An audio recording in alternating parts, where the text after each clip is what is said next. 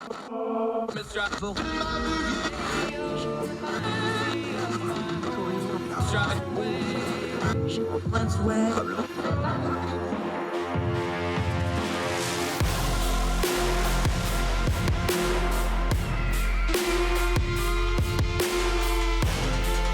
your host, Andrew Donaldson. This is Heard Tell. It's Heard Tell show for Tuesday, January the 18th. The year of our Lord 2022 is rolling along. A frigid one in a lot of the country, but wherever you and yours are, we hope you're well. We hope you're warm. We hope things are going good for you. Thank you so much for taking a little time to join us today on Heard Tell. Lots of stuff to cover. A couple things we want to get to. We're going to talk about the Uyghurs over in China. We've covered that story extensively, but now we have a rather influential billionaire here in the States who don't think it's any big deal worthy of his time. We're going to address that. Speaking of time, we're going to talk about time. Cool story sent in by one of you, the listeners, about time, a little farcical take on that. We're going to talk about that. Also, we got a good story to end the day involving Tom Brady and a young fan from earlier in the year, a moment that went viral, has a cool little update. We will get to that story as well. But first, we want to cover a really awful story. You probably heard tell about this hostage situation in Texas. It was resolved, thankfully, with only the gunman and the terrorist that was meaning to do harm here dead. Everybody else survived. There was reports of this really, really brave rabbi who at one point, according to some reports, actually threw a chair at the guy so him and two other hostages could get away. The FBI's elite hostage rescue team went in and killed him. Good.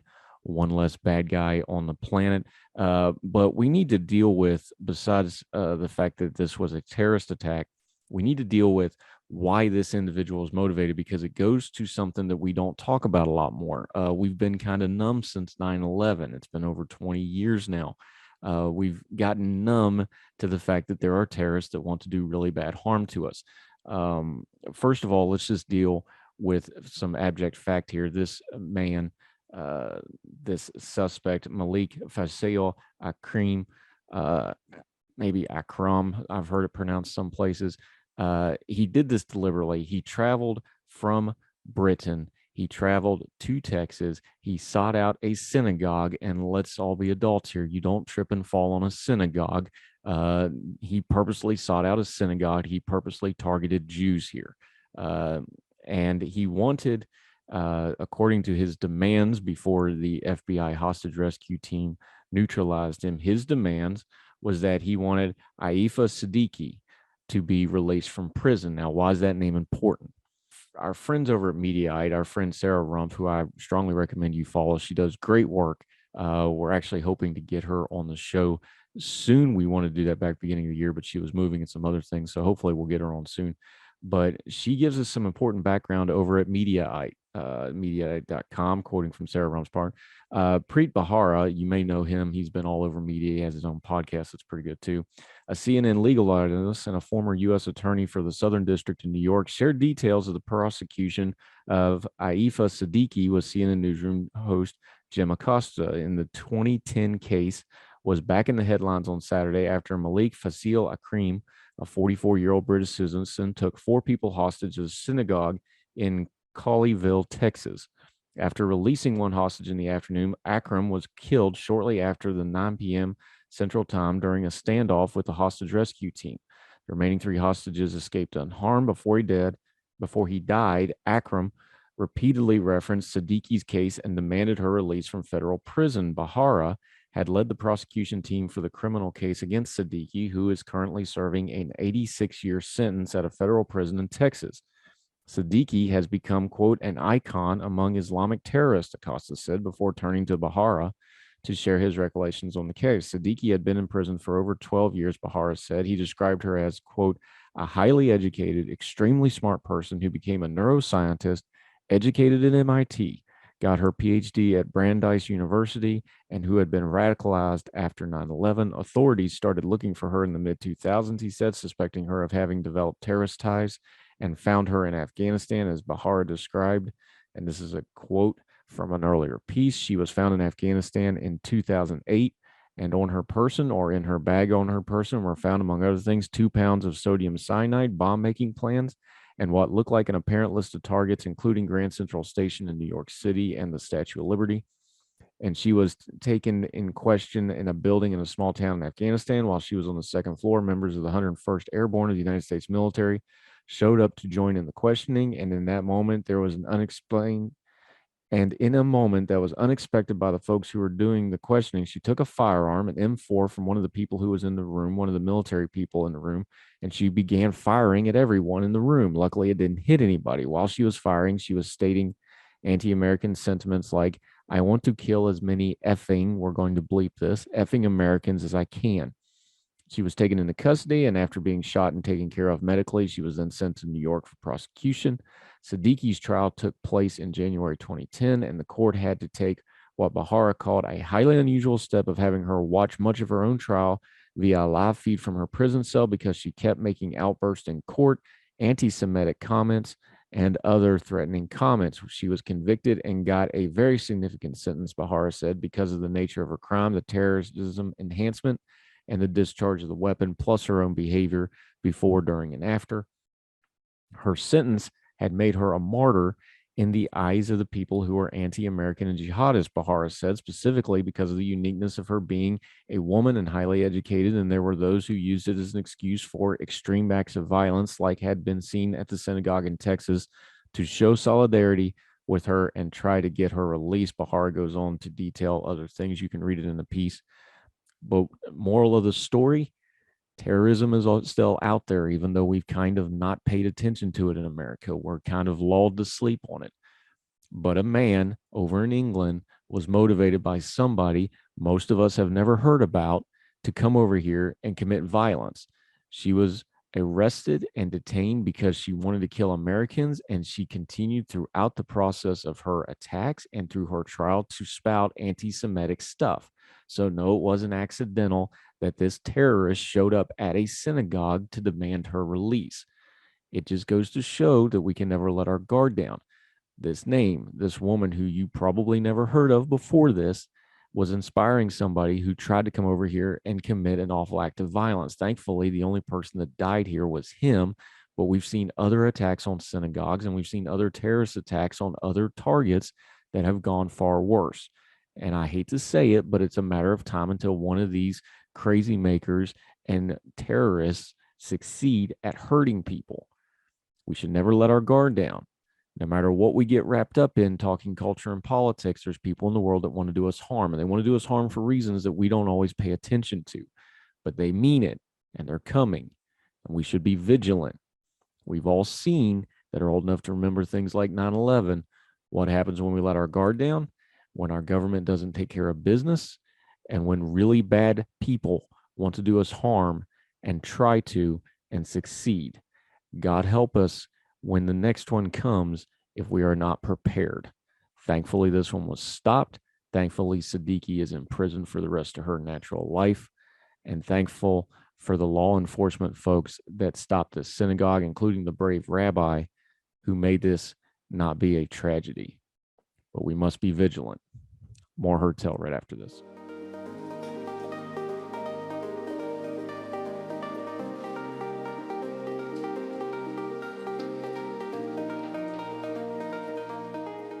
Welcome back to Heard Tell. You know, we've covered issues involving China, and we've talked about the Uyghur people, the Muslim minority that is being oppressed, brutally oppressed in communist-controlled China. We've covered it quite a bit on this show. We keep mentioning it because it's one of the great human rights violations in the world going on right now. The Communist Chinese Party does not want us to talk about it, which is why we are going to, because those of us that have freedom of speech and platforms to do shows should speak out when we find evil wherever we find it. We find it there, and whether they like it or not, we're going to talk about it. Well, one of the minority owners, 10% owners of the Golden State Warriors, was on a podcast and got himself in this little bit of trouble for some offhanded comments he made about the Uyghur people. On this podcast, this is from KPIX, that's the CBS affiliate out in the San Francisco Bay Area. Quote, the Golden State Warriors issued a statement Monday distancing themselves from the controversial comments made by minority owner Kamas Palihapitiya concerning the ongoing struggle of the Muslim Uyghurs in China. On his podcast, Palihapitiya, a venture capitalist who owns 10% of the Warriors, commented on a bill President Joe Biden signed in December that bans imports from the Xinjiang region of China unless there is proof they were not made by forced labor. China has been accused of detaining more than 1 million Turkic Muslim Uyghurs in the region as part of a campaign to wipe out their traditional culture, language, and beliefs. Let's be honest, nobody cares. This is a direct quote now from Palihapitiya. Let's be honest, nobody cares about what's happening to the Uyghurs, Palihapitiya said in a conversation with co-host Jason Calacanis. You bring it up because you really care, and I think that's nice that you care. The rest of us don't care. I'm telling you a hard, ugly truth. Of all the things I care about, it is below my line, end quote. Palihapitiya's comments have triggered a wave of harsh criticism on social media, including from NBA standout Enes Kanter Freedom, who added freedom to his name after becoming a U.S. citizen. Last year, Kanter Freedom has been critical of the human rights policy of governments in his native Turkey for years. Turkey's actually trying to get him handled in all sorts of very real and very unsafe ways for him, but that's another story for another day. Quote, when the NBA says we stand for justice, don't forget there are those who sell their souls for money in businesses like Kamith, the owner of the Warriors who made these comments, that's his Twitter handle, who says nobody cares about what's happening to the Uyghurs.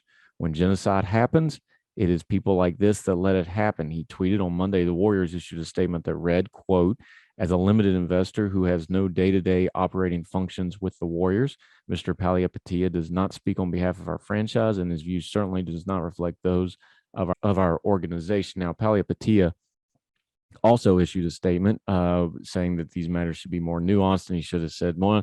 There was a lot of wordy word, and frankly, I was not impressed with his statement because he also made equivalences to the United States and some of our issues with communist-controlled China. There is no equivalence comparing the two. We have our flaws, we have our issues, but we don't have 1 million Uyghurs in concentration camps trying to stamp out their culture, language, and identities because it doesn't fit in with the CCP's view that everybody should be under their foot.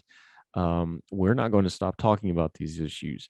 The fact that a billionaire who also has foundations and has things on his social media about trying to do good in the world can't seem to be bothered with it speaks very poorly of him. Hopefully he changes his mind and decides to maybe speak out, but I doubt he will because among other reasons, we all understand, let's be adults here, China means money. China means influence. China is important if you're on the global stage because that's a huge market for folks. And we already saw the NBA earlier last year is going to want to speak out against it because it would be hard on their business. We don't have those business ties, and even if we did, we would say it anyway. What China is doing to the Uyghur people is wrong. It is a human rights violation. It is a crime against humanity, and people ought to say so. And their economic might should not buy silence from anybody, whether it's a billionaire investor in a basketball team or little old me or little old you on our social media. We're not going to be silent. What they're doing to the Uyghur Muslim population is wrong, and it should stop, and it should end immediately. And we're not going to broad brush it. We're not going to soft pedal it. We're not going to be patted on the head and told it's not happening when it clearly is. The Communist Chinese Party is a wicked evil. It's one of the great evils in the world today. They oppress millions and millions of people, including the Uyghurs, including their own people, including their imperialistic reach into other countries now. They want to dominate the world because they think their system of oppression and brutality is the best way to go about things. And those of us with freedom ought to speak out against it. And we will, especially here on Heard Tell. More Heard Tell right after this.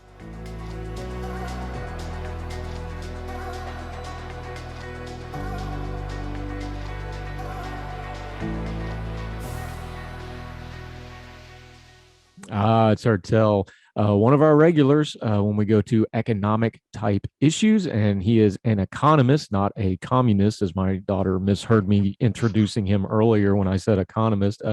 Jericho Hill, how are you, sir? I'm doing very good today. How are you doing, Andrew? Taking a sip of his designer beer with his pinky up because he's one of them DC elitist type people. It's literally a harpoon that you have after beer league softball. It is by far not a fancy beer. Duly noted. We kid those that we love. Now, Jericho's great people. We love talking economic issues with him. I want to start with some big picture stuff, and then we'll talk a little bit because I want to get into housing with you, which is something you're kind of specializing in lately. But um, I see a trend on social media and even the news media, even the talking heads and economists. They seem to only talk to the general public about economics using counterfactuals with whatever the headline of the moment is. And I know economics is this really deep thing. You were even tweeting about this the other day, I think.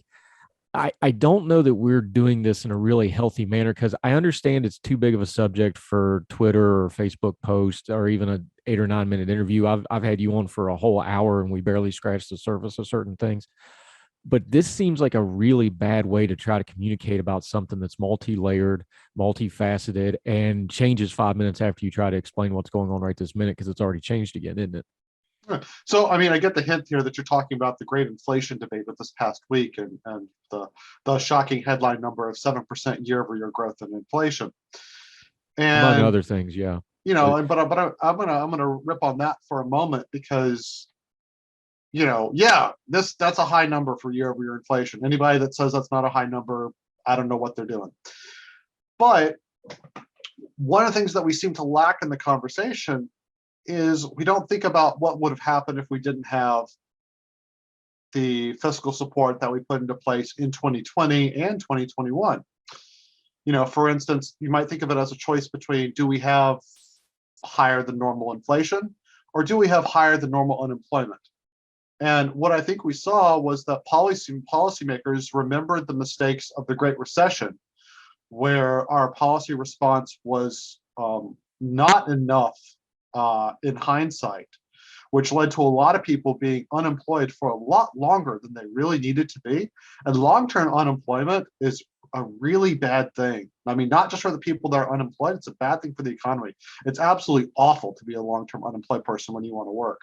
You lose skills, you lose connections, And so this time around with the COVID, what we saw was policymakers say, we're going to, they didn't say this explicitly, maybe they should have been more clear. But they said, we're going to do massive fiscal stimulus this time around so that we're going to be able to get back to, low unemployment super fast. And we are right now under 4% unemployment by the standard unemployment metric that everybody cites, at least among economists. And that's incredible 2 years into a pandemic. But it comes at a cost. And so, we don't have a conversation about, we chose policy A to avoid outcome B, but that came with a cost. But if we hadn't done enough, we might be still having a conversation right now, Andrew, where unemployment is 9%, 10%, but inflation is 2%. And I would just say the talking heads that are out there would be blaming everything on high unemployment and saying that's bad and just not worrying about the inflation. It seems a little disingenuous as far as I'm concerned to be like, we had a policy choice to make. And this is where we made it. And I wish that we talked about trade-offs because nothing's clean, and I sympathize with folks that are being hit with inflation. As someone who doesn't buy used cars, right? I'm a higher income earner, so I'm very unlikely to be buying a used car compared to lower income workers. I sympathize. I'm like, well, the higher income folks maybe aren't seeing the inflation that some of the lower income folks are seeing, right? And we should be cognizant of that, but maybe we're in a DC bubble where we don't really think about that. Right. He's Jericho Hill, DC bubble dweller, but he talks to us common folk in a way that we can understand, and we appreciate him for it. I want to always remember that I grew up in South Georgia. I got to remember my roots. In South Georgia, which is a land of celebration as of late, but let's not rehash that horrible day. Hey, no, I do want to rehash that because apparently the last play when Georgia won the national championship was on a third down and 28 yards. So I can conclusively determine that the curse of Atlanta sports is now over. And just because he spoke it into existence, of course, it will not. I will remind you that the Atlanta Falcons are still a thing. Nevertheless, we will press on. One of the things you just mentioned there before we got derailed into the land of Georgia college football, you talked about the unemployment rate. We have really long, well-established metrics for unemployment, the U3, table A15. Everybody knows, every quarter we got to pull that out, go through it. We've already talked about with you, but it bears to mention here the fact that you have so many people retiring early retirees, you had people drop out of the workforce for COVID because a lot of those part-time or seasonal workers could not do that because of the schools being closed or other situations. Is some of this just we don't have great metrics for what's actually happening in the economy right now because some of this stuff has never happened before, so they're not really sure how to measure it. And that's where you get a discrepancy like low unemployment, but a labor shortage at the same time. Well, actually, I was reading something really interesting about the labor shortage because of immigration has slowed down dramatically during a global pandemic, quite understandably so. Some of the labor, actually a good proportion of that labor shortage is because we don't have migrant labor, so to speak, right? Folks coming into the country to do work. We're actually missing about, if I remember correctly, it was about 2 million folks who would have migrated into the US and turned into part of our labor force. So that could be part of the labor shortage right there. But in general, your point is well taken. And I think that it's something that I try to remind myself. When you have a fast-moving crisis, which clearly this COVID pandemic is, and even 2 years after, in economics, 2 years is a blink of an eye, right? Our ability to look at things is compromised. We don't have a lot of real-time data. Like we go out to the world and we do surveys. Those surveys take time to complete, they take time to come back, they take time to analyze and get the numbers out, right? That's why you often see in the jobs reports, they'll say, we had 200,000 more jobs this year. But by the way, last month we said we had 150,000, but it was actually 250,000 or it was 50,000. Oops, we waited for more data. So if we're not cognizant that our ability to understand what's going on is somewhat compromised in a fast-moving crisis, I think we are kidding ourselves about data reliability. What is a good way to know when we're getting bad information, though, for a layperson? Because our eyes just kind of roll when they start throwing away like the U3 numbers on a graphic. It just doesn't make any sense to us because most people don't know what it is and they don't really care. They just want to know, is it good or is it bad? And we know every economic report that comes out on network news is always unexpectedly, which we've kind of turned into a joke. When can folks know? Because they intuitively know, like something with the unemployment rate and the labor shortage, they intuitively know that doesn't make sense, even if they don't fully understand. They're just like, well, wait, that doesn't make sense. Or they understand when COVID happens and there's supply chain issues, that makes sense to them in a practical way. Is there a good way to get normal information to normal people that don't need, a degree in mathematics and microeconomics to kind of sort through this? Because another part of this is the public may not be reacting to what's actually happening economically because they just don't have the right information. So I think again, another good point from Andrew. Now, what I would say here is there's a joke about economists, right? On the one hand, this is happening, but on the other, something else, right? I think if you're listening to econ reporters and economists, and they're not in a time of crisis, hedging and saying, yes, we're seeing this, but this could also be the case because we are in a time of much uncertainty, maybe that's a quality signal, right? I would much rather hear from economists and reporters who say, well, this is what we're seeing, but there are these other things that are out there that we don't know about yet. And I'd have a lot more confidence hearing something like that at least what's being reported to me is being reported in good faith and is as accurate as they can make it, right? So like with the inflation unemployment earlier, I tried to say, look, there was a trade-off. I don't know where the median American, lies on that trade-off if it exists. I just think we should have communicated that a bit better to folks, and be cognizant of that when we're thinking about what could be happening. I know commentators like me who just do the political side of it. Not to pick on them, but they're in the chair. That's how it works. President Biden and the Democratic leadership, what would you rate their messaging on the economy right now? A, B, C, D, F.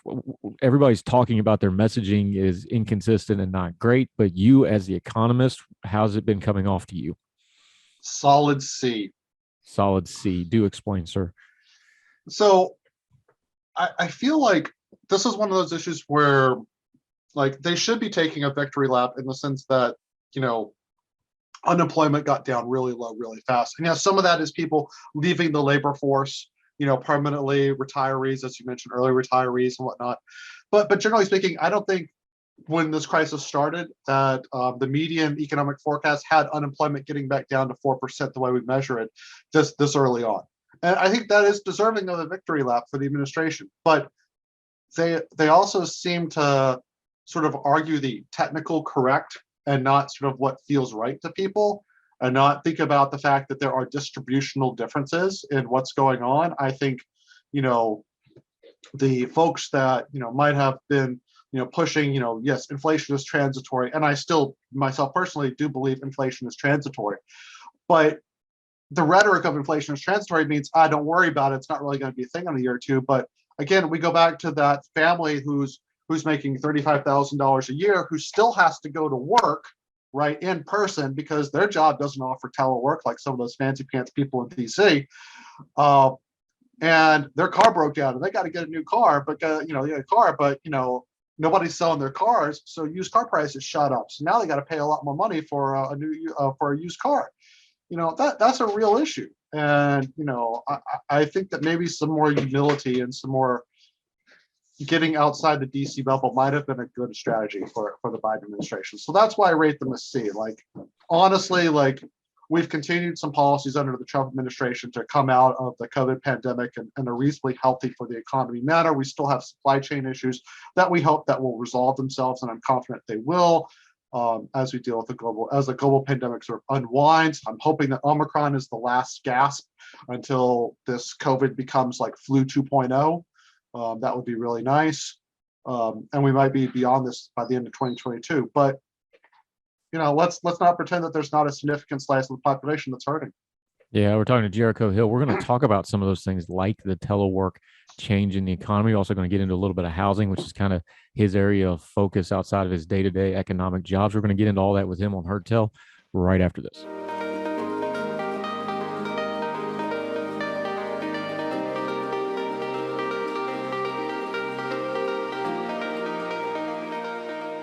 It's Heard Tell Show, talking to our buddy Jericho Hill. He's an economist. He's one of them BC dweller people, but he's one of the good ones. We like to get his perspective on things. You were talking about telework just a minute ago. You mentioned also 2008, 2009, the Great Recession. That's kind of the last big economic crisis people will have fresh in their minds. But that was a crisis that was brought on mostly by housing, bad loans, predatory lending, these sorts of things. This crisis is more of supply side stuff that's going on with the inflation and such like that.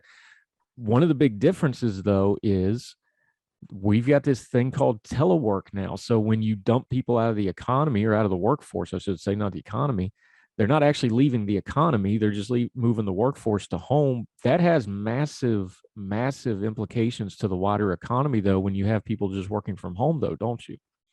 Yeah, for instance, I've got a family member who was working for an IT firm out west, and after COVID, that firm decided they're going to go fully remote, and so he moved from out west all the way down to Florida. Completely up and moved basically to farmland in Florida, where he can still do his job. And so that allows, I think, there's this new thing going on where certain white collar jobs, because for a lot of service sector and retail work that still takes place in person, so that's not subject to telework.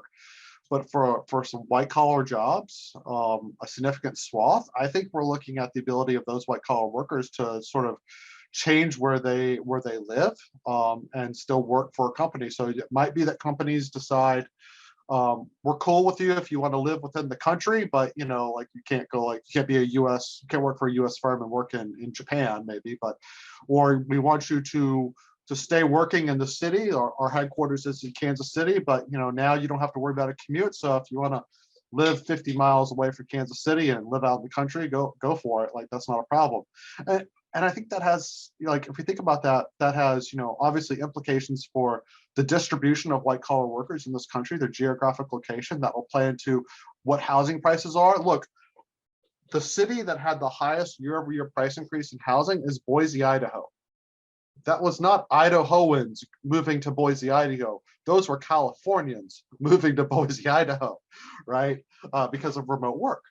The other thing that I think we have to think about is what does this do to the downtown workforce that was previously catering to the white collar workforce that now is more than likely working from home? What happens? Do these office buildings that are now vacant get repurposed into condos and apartments for like 20 somethings that want to live in high amenity, great restaurants, clubs, city life that a lot of people in their 20s want? And maybe that helps that keeps the retail and the restaurants moving. Or does the activity of our service sector also have to shift over to where people are now working? We're living. I don't know. We're obviously only 2 years into this, and we're only seeing little hints of it.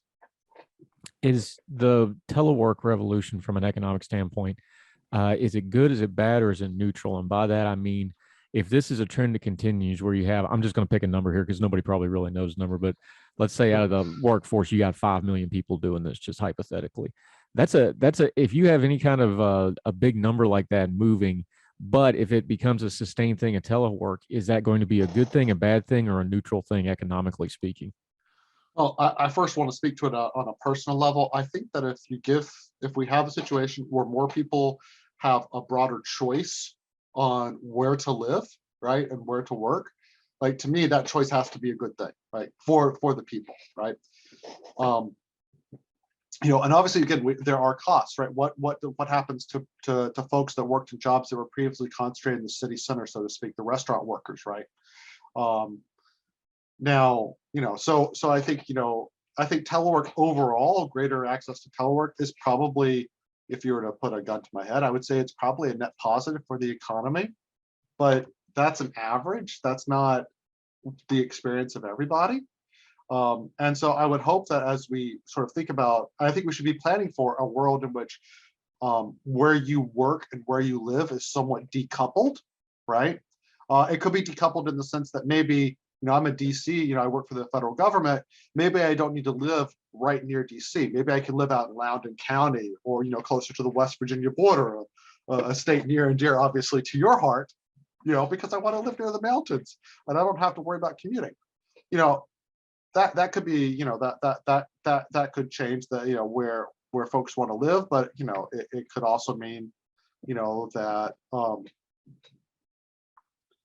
that, maybe, do we connect the same way that we do, right? So some companies are responding to the telework by saying, hey, you can continue to telework. We're going to allow you to telework permanently, but you still have to live within like a certain radius of your assigned home office, because we're still going to have meetings every few weeks. We want people to be in person.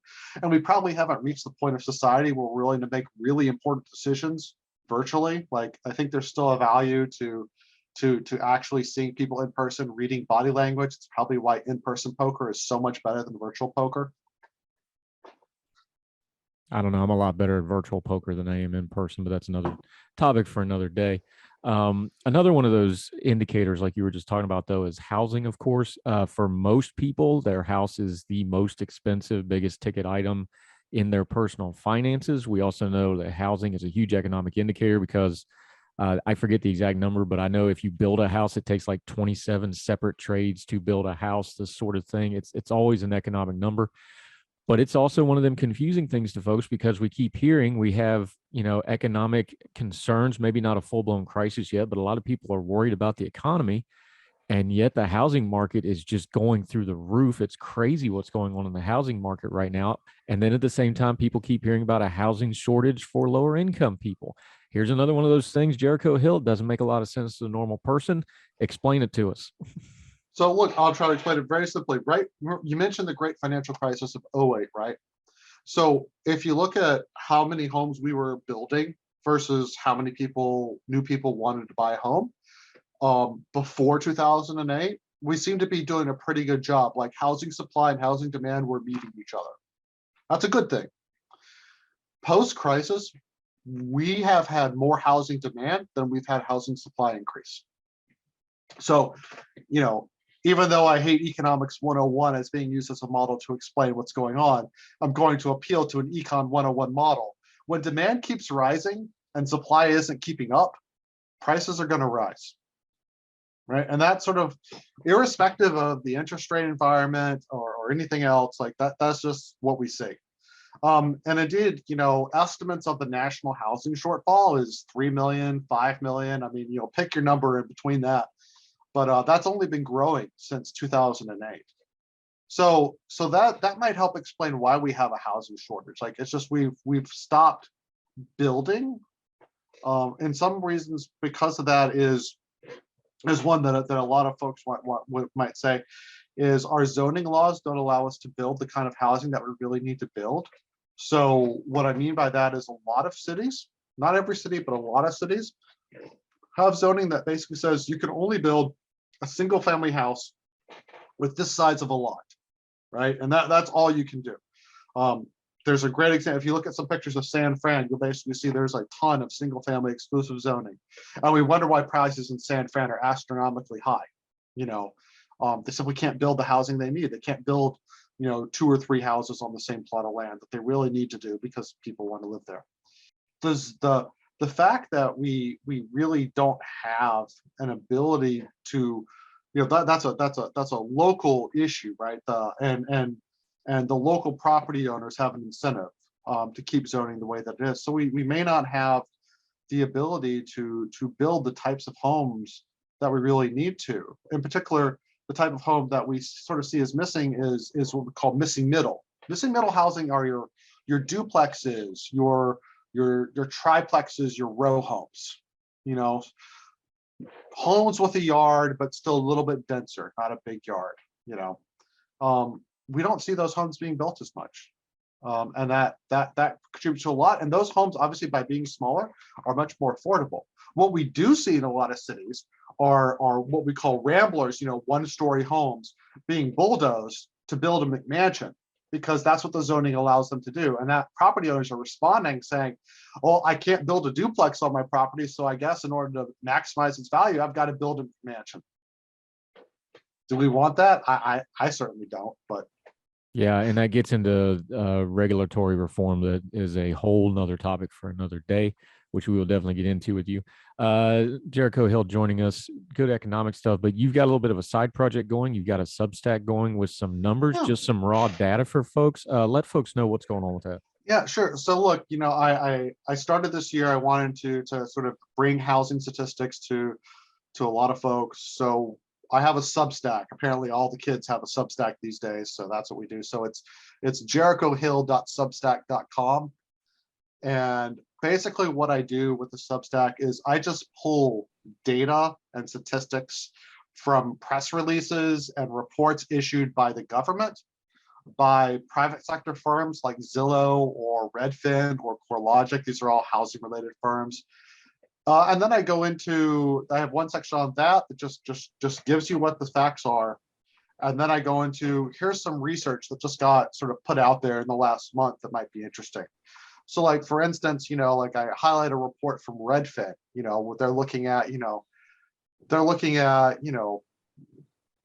looking at new listings, and they're saying that the data that they're seeing says that sellers might be more motivated. So we might see an uptick in housing supply being offered, so homes on the market, which would sort of start to sort of tamper down the sort of crazy house price rises that we've been seeing.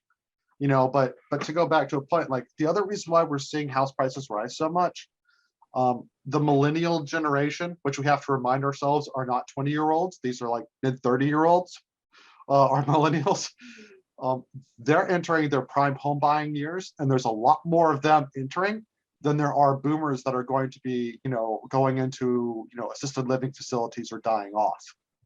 And so that sort of extra demand is just going to keep housing costs it's a floor on housing costs. So it's hard to see housing getting cheaper. It's hard to see a housing price debacle collapse happening in the very near future.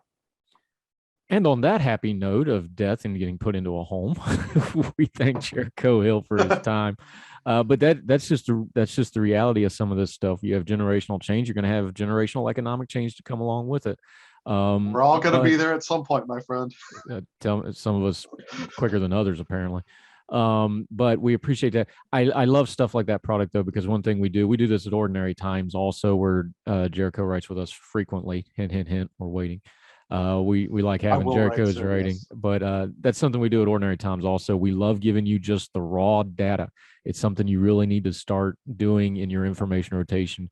Read those Supreme Court documents, read those housing numbers, read that stuff for yourself. Don't just take a talking head's word for it, right? Jericho Hill, appreciate everybody letting folks know where your social media is because you're a fun Twitter follow, my friend. Yeah, so look, I'm on Twitter as Motoconomist. That's MOTOCONIMIST. Hopefully I spelled it right, but Motoconomist. And also got a Substack, the Jericho Hill, JERICHOHILL, a great Stephen King reference. I hope you get it, on Substack.com. And obviously, I write on Ordinary Times as Motoconomist, and I should have a piece out before the end of the week. So, as always, I appreciate Andrew having me around. I'm glad that he's feeling better. I look forward to more of these conversations in the future. Jericho Hill, thank you for your time today, my friend. Thank you for having me on. Yeah, you'll be a regular. Don't worry about it. Thank you, sir. Bye-bye.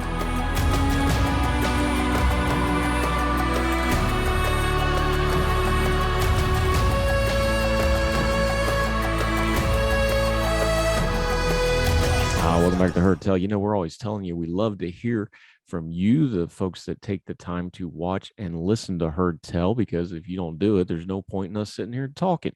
So somebody who rather remain nameless wanted to share this with us, send it in to us. It's from McSweeney's. It's written by a guy named Eli Grober. It's called Here's How Time Works Now, and it's pretty clever. We thought we'd share it with you here on Heard Tell since it was sent in. Here at Time, we've made a few changes, and you may be experiencing that we think you should know about. Please see below. This is from McSweeney's now, kind of a little tongue-in-cheek. A minute used to be 60 seconds long. We thought we could spice this up. A minute can now be either 1 hour or it can take 3.5 seconds. We hope you enjoy this new feature, which brings us to a day. You may remember that a day used to take place over the course of 24 hours. Well, we felt this was too much. A day is now over the moment you first ask yourself, what time is it? It does not matter what time it actually is when you do this. As soon as you ask or think, what time is it, for the first time of that day, even if it's still 10 in the morning, it'll suddenly be 8 o'clock at night. Does that make sense? I hope so, because that brings us to a week. A week was once measured over the course of 7 days. Our testing showed that this has been way too short for way too long. So we made a big adjustment. A work week now takes an entire year. From Monday to Friday, you will feel like it's been, and you will actually age an entire year. This is non-negotiable, which brings us to the weekend, and a weekend just doesn't exist anymore. You will go to sleep on Friday, and you will wake up on Monday with a vague memory that you may have watched an entire TV show, every episode, every season, sometime in the last 48 hours, which brings us to a month. Now, let's talk about months. Months used to be pretty inconsistent. Some months were 30 days, some were 31.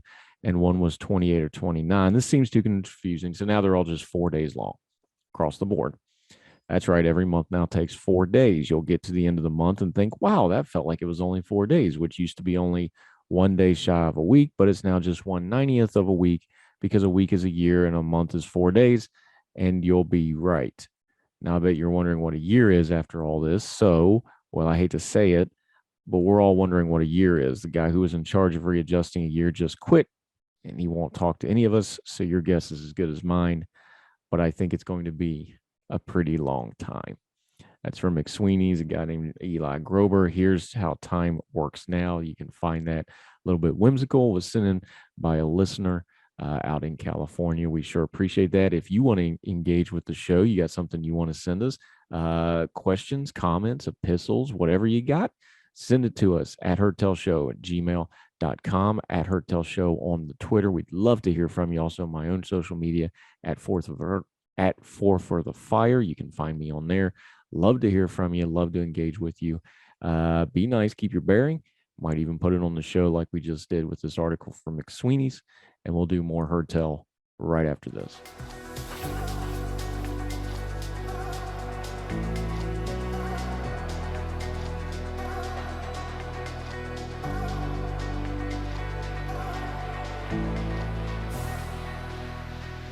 Welcome back to Heard Tell. I'm Andrew Donaldson. We always try to end on a happy note or a good note or something a little more uplifting with all the heavy topics we have to talk about on Heard Tell. And here's a good one involving the GOAT, the greatest quarterback of all time, Tom Brady of the Tampa Bay Buccaneers. You may remember a couple of weeks ago, he met a cancer survivor, a young boy who had brain cancer, and shared a moment with him after the game in the stands. Well, there's a bit of an update. Tom Brady reached out to him just ahead of his wild card matchup with the Eagles this past weekend, which Tampa Bay ended up winning. Buccaneers quarterback Tom Brady, this is from sportsillustrated.com, by the way. Tom Brady gave a special gift to a special fan via a video message. The two had some history together after they were connected through tragedy. Quote, "You have inspired so many people, including myself and millions of others," Brady said. The NFL and the Bucs look forward to sending deserving fans to the Super Bowl each year, and fans that have incredible stories like the one you've had. I worked with both the Bucs and the NFL to get you and your family Super Bowl tickets this year in LA. We certainly hope to be there, but you know that you're going to be there.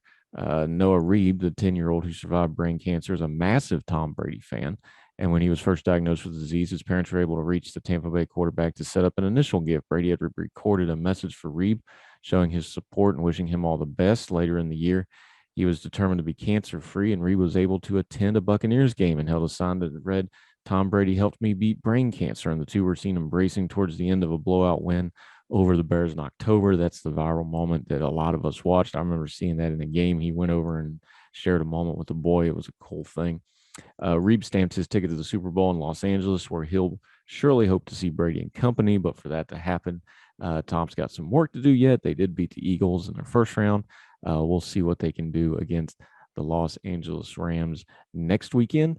But we do know that this young man, this brave young man that has now beaten brain cancer, will be there. Good for Tom Brady and the NFL and the Tampa Bay Buccaneers for making that happen for him and his family. A little lighthearted note to end the day with, because that'll do it for Heard Tell for us today. However you're watching or listening, we sure appreciate it. Make sure you continue to subscribe. If you subscribe on YouTube, you can also still subscribe on the podcast platforms. Have us multiple different ways to listen. We sure appreciate it. However you're taking in Heard Tell, if you really want to do us a favor, take an extra minute, take an extra click. That's all it costs. Just share us on your social media. We sure appreciate it. It's a big deal for us. Word of mouth is the number one driver of growth for this program, and we've had week over week growth because of you and you sharing us and you taking the time to not only watch and listen, but to let people know our little program is worth checking out, and we sure appreciate that. We have more things coming up for you. We are constantly working on more guests. Just this week, we've already had folks from Elections Daily. We had Jericho Hill, our friend from Ordinary Times Today. Our continuing partnership with Young Voices, more of those folks on there. And we're expanding our reach. We're reaching out constantly. We want people from across the spectrum, politically and culturally. We want people from all kinds of different point of views.